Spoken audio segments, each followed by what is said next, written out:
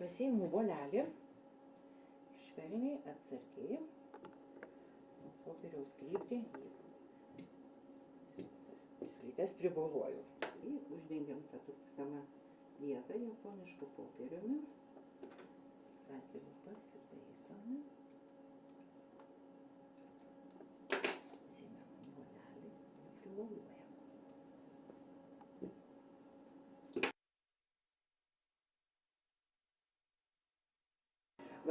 Sekantis sutartis važiuojam jau 70 metų močiutė, sakykime, pas sūnų į Ameriką. Ir apačioje, jeigu matote, yra emigranto parašas tokia skiltis. Ten jeigu 22 metų moteris pasirašė, šitą močiutė tik padėjo 3 kryželius. Reiškia, jinai buvo beraštė visiškai. 28 metų moteris važiuoja su 2 vaikais 6 metų ir 11 mėnesių pas vyrą į Ameriką. Galima įsivaizduoti, kad vis dėlto su 2 tokiais nedideliais vaikais tikriausiai ta kelionė buvo moteriai tikrai sunki. 37 metų gruodžio 21 diena. Šita moteris su 2 vaikais už kelionę sumokėjo 1269 litai. Man atrodo taip pat, kad tai labai didžiulė suma. Labai įvairių tautybių žmonės važiavo, ir lietuviai, ir žydai, ir lenkai, galima rasti įvairius.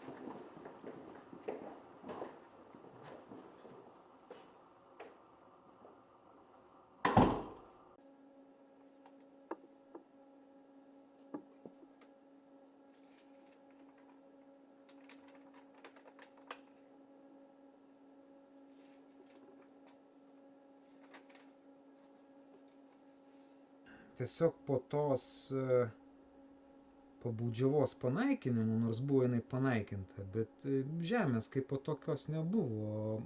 Žmonės gimdavo, vis tiek reikėjo maitintis.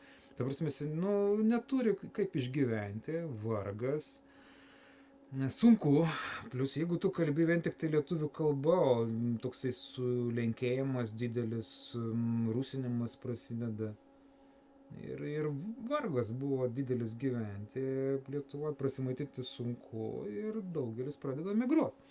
Tai tam Liepojos uostą suvažiuoja daug žmonių, bet negalima sakyti, kad prasidėjo migracija. Kada prasidėjo migracija? Vos tik tai pradėjo plaukti laivai ir prasidėjo keliauti žmonės tenai. Į Ameriką, į Pietų Ameriką ir visur kitur. Nes, naujos galimybės, naujos žemės, kaip tuose westernų filmuose, kai ten važiuoja žemę, dalina, keliauja su visom šeimom. Tai to ir prasidėjo. Bet ta tokia emigracija, kaip bėgimas iš pačios valstybės ir iš Lietuvos ir toksai masiškiausias. Tai vis dėlto 20 amžiaus pati pradžia. Į Ameriką keliaudavo įvairiais keliais. Tai pagrindinis vis dėlto buvo toks, kur gausiausiai iškeliavo pro tenai, tai buvo Liepojos uostas.